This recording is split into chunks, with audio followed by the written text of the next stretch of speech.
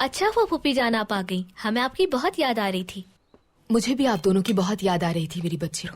بہت شکریہ پھوپھی جان. اللہ راضی ہو آپ سے. بھائی جان کیسے ہیں اب؟ بابا کی طبیعت اب بھی ویسی ہی ہے.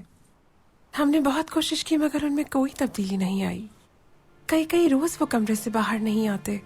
بس کبھی کبھی پیانو بجا لیتے ہیں. اگر ہمارے بابا صحتیاب ہوتے تو وہ سلطان ہوتے اور ہمیں آپ سے یوں چھپ چھپ کر نہیں ملنا پڑتا پھوپھی جان.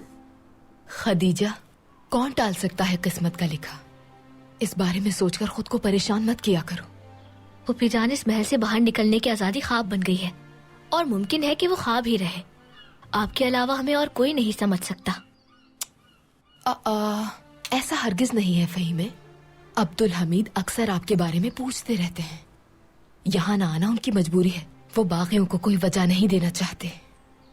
لیکن ہمارا کیا ہوگا؟ کبھی کوئی کیوں نہیں سوچتا ہمارے لیے؟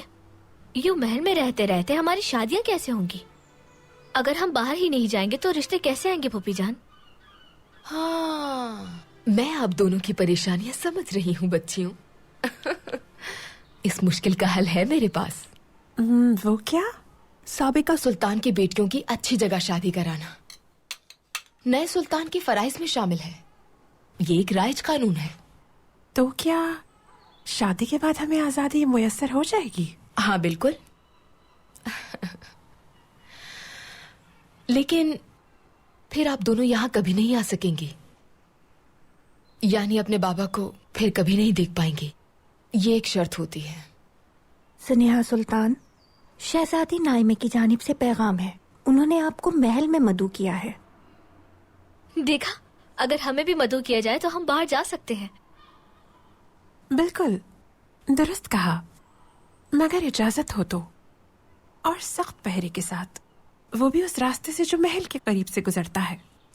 پر اسے آزادی تو نہیں کہا جا سکتا. لڑکیوں، خیال رکھنا کہ یہاں میری آمد کی کسی کو اطلاع نہ ہو پائے. غلطی کی کوئی گنجائش نہیں ہے. بالکل فکر مت کریں آپ اس بات کی. کسی کو کچھ معلوم نہیں ہوگا. بہت خوب.